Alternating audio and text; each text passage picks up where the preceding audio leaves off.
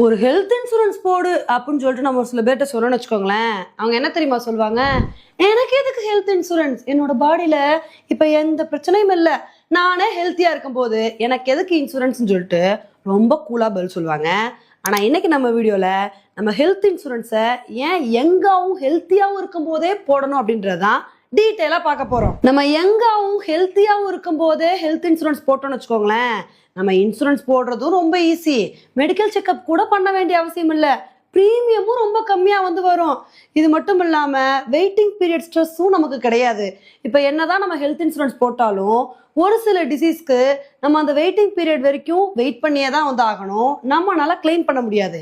ஆனால் நீங்கள் வந்து எங்கே இருக்கும் போதே ஹெல்த் இன்சூரன்ஸ் போட்டிங்கன்னு வச்சுக்கோங்களேன், உங்களோட வெயிட்டிங் பீரியட் வேகமாகவே முடிஞ்சிடும். இது மட்டும் இல்லாமல் உங்களுக்கு நோ கிளைம் போனஸும் கிடைக்கும். ஃபார் எக்ஸாம்பிள், நீங்கள் 5 லட்ச ரூபாய்க்கு ஹெல்த் இன்சூரன்ஸ் போட்டிங்கன்னு வச்சுக்கோங்களேன், நீங்கள் வந்து இன்சூரன்ஸ் கிளைம் பண்ணாமல் இருக்கீங்க அப்படின்னா ஒவ்வொரு வருஷமும் உங்களுக்கு வந்து 1 லட்ச ரூபா ஆட் ஆகிட்டே இருக்கும். அப்போ 6 லட்சம் 7 லட்சம் 8 லட்சம்னு சொல்லிட்டு உங்கள் இன்சூரன்ஸ் கவரேஜும் அதிகமாகும். இப்போல்லாம் நம்ம ஏதாவது சின்ன பிரச்சனைன்னு சொல்லிட்டு ஹாஸ்பிட்டலுக்கு போனாலே பில்லை போட்டு தாளிச்சு விட்டுறாங்க.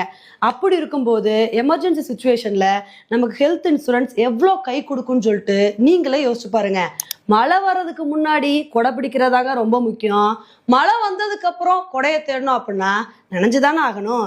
அதனால மேலும் விவரங்களுக்கு தொடர்பு கொள்ளவும் 9366651116.